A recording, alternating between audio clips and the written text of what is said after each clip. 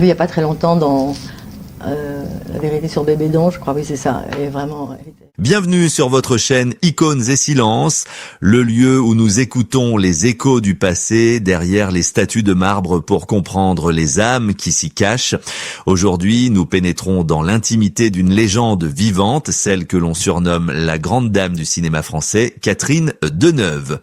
Paris s'était figé en ce jour sombre et glacial de décembre 2017, alors que la France entière pleurait son idole nationale, Johnny Hallyday, lors d'un hommage populaire grandiose qui a marqué l'histoire. Les Champs-Élysées étaient noirs de monde et les caméras du globe entier scrutaient chaque visage, chaque larme, cherchant l'émotion sur les traits des célébrités venues faire leurs adieux. Mais au milieu de cette marée de fleurs blanches et de couronnes officielles, un détail a échappé à la plupart des regards, un détail infime qui pourtant racontait une histoire d'amour secrète vieille de plus d'un demi-siècle. Il y avait là une couronne modeste, presque invisible, portant une inscription énigmatique en lettres dorées qui disait simplement Lady L. Personne dans la foule ne comprenait ce message codé, personne sauf une femme. Cette femme, c'est Catherine Deneuve. À 82 ans, celle que le monde entier perçoit comme l'incarnation de la froideur et de la distance a finalement laissé entrevoir la vérité brûlante derrière sa légende. Pendant des décennies, nous avons cru connaître Catherine Deneuve, nous l'avons vue comme la muse intouchable d'Yves Saint-Laurent, la beauté glaciale de Belle de Jour ou la bourgeoisie élégante du cinéma français. Mais qui connaît réellement la femme qui se cache derrière ses lunettes noires et cette éternelle fumée de cigarette? Comment une icône peut-elle vivre toute une vie en dissimulant une passion dévorante et un deuil inachevé sous un masque de marbre qui a brisé le cœur de la jeune fille timide qu'elle était autrefois pour qu'elle décide de ne plus jamais laisser personne voir ses faiblesses sous les projecteurs éblouissants des festivals de Cannes et des cérémonies des Césars? Catherine Deneuve a joué le plus grand rôle de sa vie, celui d'une femme forte qui n'a besoin de personne, mais la réalité est bien plus déchirante. Aujourd'hui, alors que le crépuscule de sa vie approche, les masques tombent et les secrets enfouis remontent à la surface. Elle n'est pas seulement cette star planétaire, elle est avant tout une survivante qui a dû continuer à avancer alors qu'une partie d'elle-même était morte sur une route de campagne il y a bien longtemps. Le silence qu'elle a gardé pendant toutes ces années n'était pas de l'indifférence, c'était une armure nécessaire pour protéger ce qui lui restait d'humanité face à une industrie impitoyable. Préparez-vous, car l'histoire que vous allez entendre n'est pas celle que vous avez lue dans les magazines, c'est l'histoire d'une promesse, d'un secret et d'une solitude immense cachée sous les applaudissements. Pour comprendre le poids du silence de Catherine Deneuve aujourd'hui, il faut remonter le temps jusqu'à une époque où la France cherchait désespérément un nouveau visage pour incarner ses rêves d'après-guerre. Contrairement à ce que la légende raconte, Catherine n'était pas née pour être une star. Ce destin semblait réservé à sa sœur aînée, la flamboyante Françoise d'Orléac. Françoise était le feu, une force de la nature qui brûlait les planches, tandis que Catherine était l'eau, calme, réservée et presque réticente à se montrer. C'est pourtant cette réticence, cette timidité maladive qui allait paradoxalement devenir sa plus grande arme de séduction. Tout a basculé en 1964 avec un film qui allait marquer l'histoire du cinéma, Les Parapluies de Cherbourg de Jacques Demy. Sous la pluie artificielle et la musique déchirante de Michel Legrand, le visage de Catherine, incarnant la douce Geneviève, est devenu l'image même de la mélancolie romantique. Lorsqu'elle chantait son amour perdu à l'écran, la France entière pleurait avec elle, voyant en cette jeune femme blonde à la beauté parfaite une sorte d'ange descendu sur terre pour apaiser les blessures d'une nation en pleine mutation. En quelques années seulement, elle est passée du statut de petite sœur timide à celui d'icône mondiale. Elle a enchaîné les chefs-d'œuvre naviguant avec une aisance déconcertante entre la légèreté colorée des Demoiselles de Rochefort, où elle dansait aux côtés de sa sœur adorée, et la noirceur troublante de Belle de Jour de Luis Buñuel. Dans ce dernier film, elle a brisé son image de jeune fille sage pour incarner une bourgeoisie aux fantasmes inavouables, cimentant ainsi son surnom de Vierge de glace masse. Le public était fasciné par ce contraste saisissant. Elle était à la fois la Marianne, symbole de la République dont le buste trônait dans les mairies, et une énigme insondable, une femme qui semblait toujours cacher un secret derrière son regard impassible. Chaque apparition sur le tapis rouge était un événement, chaque tenue signée Yves Saint-Laurent devenait une mode, et chaque sourire, bien que rare, était capturé comme un trésor national. Pourtant, alors que les flashs des photographes l'aveuglaient et que les critiques l'apportaient au nu, une toute autre réalité se jouait dans l'ombre. Ce que personne ne soupçonnait à l'époque, c'est que cette icône de la perfection bourgeoise vivait une double vie émotionnelle, déchirée entre son devoir d'image publique et les battements de son cœur rebelle. C'était l'époque où, loin des caméras, la Lady Lucille commençait à écrire sa légende secrète, fuyant les dîners mondains pour rejoindre l'univers rock et chaotique de Johnny Hallyday.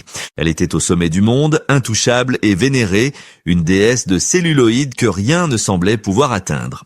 Mais le destin, jaloux d'une telle perfection, préparait en coulisses un drame qui allait briser ce bonheur fragile.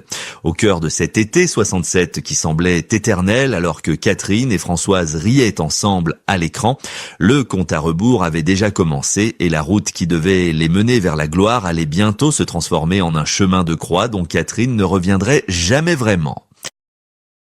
Alors que les spectateurs ne voyaient que les paillettes et les robes de haute couture, la réalité des coulisses était un piège qui se refermait doucement sur Catherine. La gloire, cette lumière qu'elle n'avait pas cherchée mais qui l'avait trouvée, s'est révélée être une maîtresse cruelle et exigeante.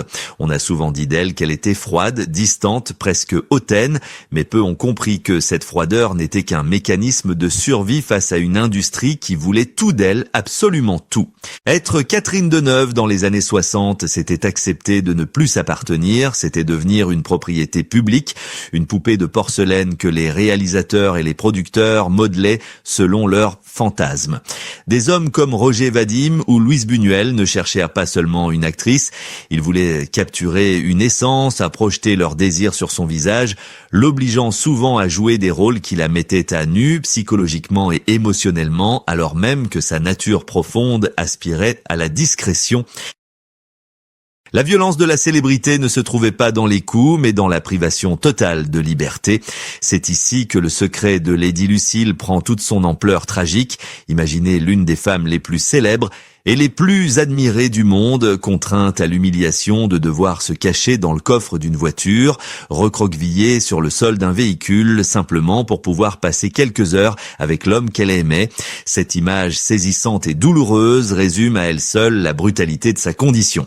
Alors que Johnny Hallyday enflammait les scènes et qu'elle illuminait les écrans, leur amour était condamné à l'obscurité, étouffé par la pression médiatique et les attentes du public. On exigeait d'elle qu'elle soit la bourgeoise parfaite, l'élégance française incarnée, et cette image ne pouvait tolérer le chaos rock'n'roll de l'idole des jeunes. Le système, les agents et même la société bien pensante de l'époque ont dressé un mur infranchissable entre eux, les forçant à vivre leur passion comme des fugitifs, volant des instants au destin. Cette double vie a creusé en elle un vide immense.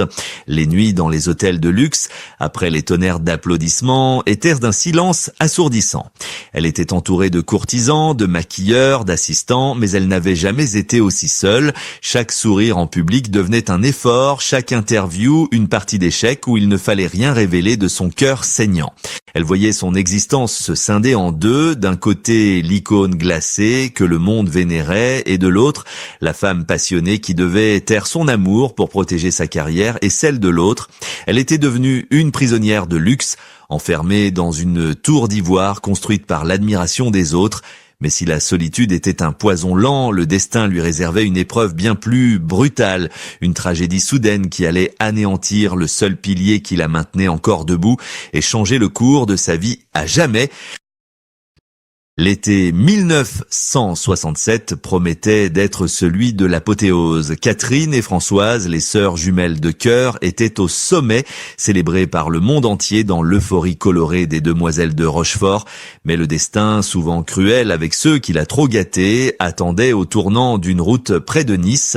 Le 26 juin, alors que le soleil du sud brillait insolemment, le ciel s'est effondré sur la vie de Catherine.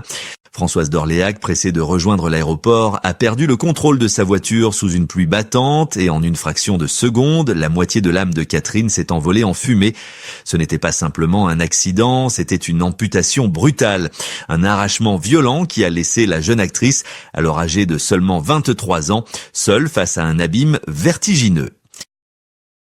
La tragédie ne s'est pas arrêtée à la perte. La cruauté de l'industrie du cinéma s'est révélée dans toute son horreur les jours suivants.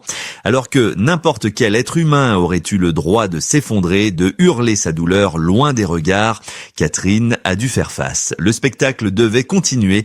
On attendait d'elle qu'elle soit belle, qu'elle assure la promotion des films, qu'elle sourie aux photographes alors que son monde intérieur n'était plus qu'un champ de ruines.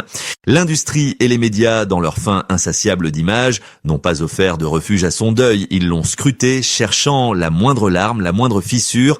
C'est à cet instant précis que quelque chose s'est brisé, mais aussi que quelque chose s'est figé en elle. Pour survivre à cette exposition obscène de sa douleur, Catherine a pris une décision inconsciente mais irrévocable. Elle a verrouillé son cœur à double tour.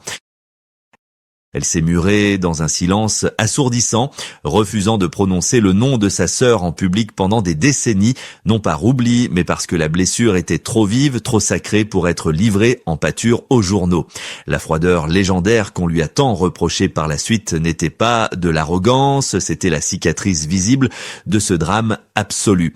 Elle est devenue une survivante, avançant mécaniquement, enchaînant les tournages comme pour fuir le fantôme de celle qui lui tenait la main. Elle a continué à vivre, à aimer secrètement son rocker, à élever ses enfants, mais une partie d'elle était restée là-bas sur cette route de Nice, figée dans le temps. Le public voyait une star qui s'éloignait alors qu'il regardait simplement une femme qui essayait désespérément de ne pas se noyer.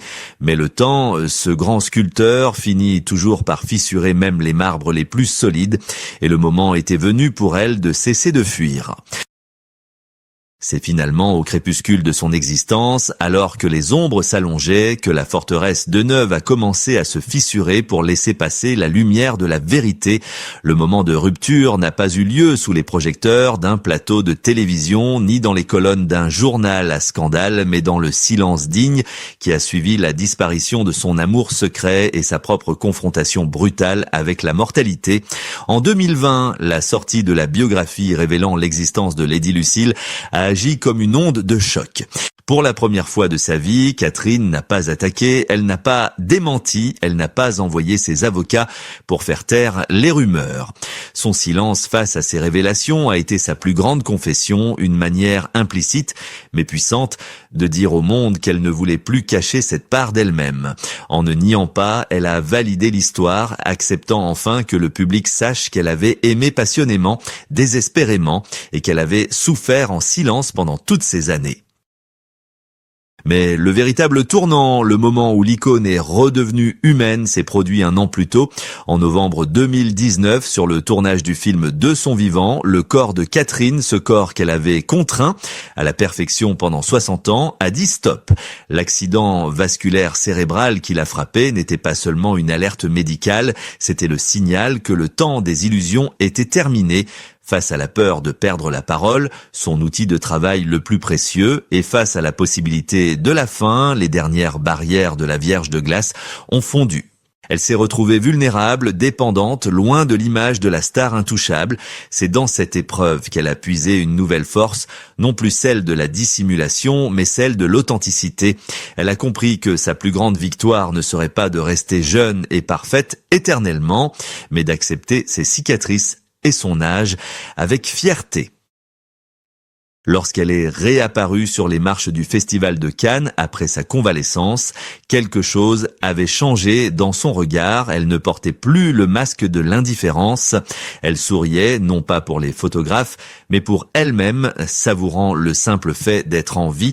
Elle a brisé le silence, non pas par des mots, mais par sa présence, en montrant qu'elle n'avait plus peur d'être vue telle qu'elle était, une femme de 80 ans qui a survécu à la perte de sa sœur, à la mort de son âme sœur secrète et à la trahison de son propre corps. Elle a cessé de lutter contre la légende pour embrasser sa propre humanité.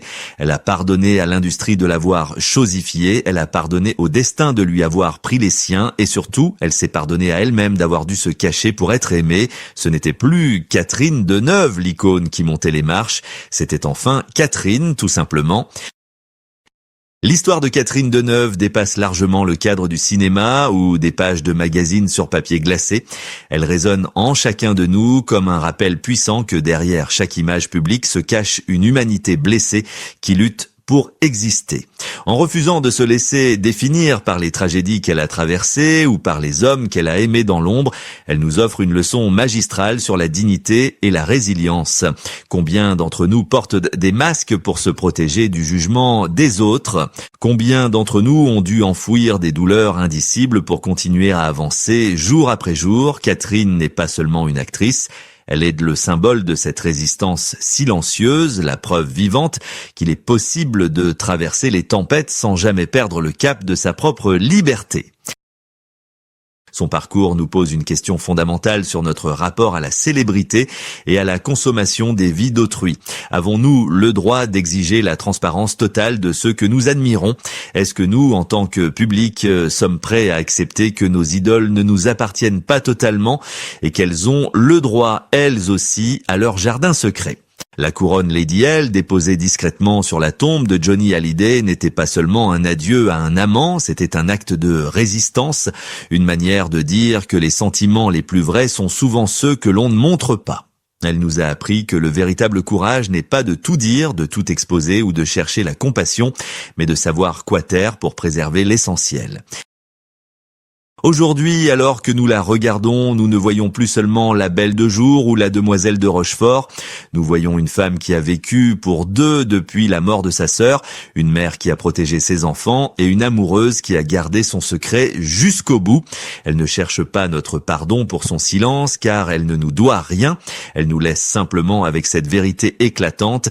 Derrière la glace, il y a toujours eu du feu et c'est ce feu sacré, nourri par l'amour et le souvenir qui continuera de briller bien après que les projecteurs se soient éteints. Merci d'avoir écouté cette histoire avec nous sur Icônes et Silences et n'oubliez jamais que parfois les plus belles histoires sont celles qui ne se racontent qu'à demi-mot.